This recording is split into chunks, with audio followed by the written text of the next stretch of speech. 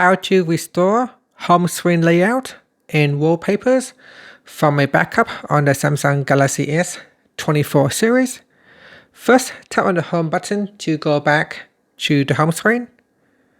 And from the home screen, swipe down at the top. Then tap on the settings icon. Next, we scroll down and then tap on accounts and backup. Now in here, go to the Samsung Cloud section and tap on restore data. Next, select a device that you want to restore from. Then deselect or remove the checkbox for the all option. Now scroll down and select home screen. Next, tap on restore. Then it's here, install backup apps. So tap on install.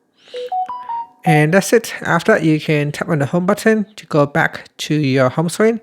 You should now see your home screen will be restored back to the previous settings. And that's it. Thank you for watching this video. Please like and subscribe to my channel for more videos.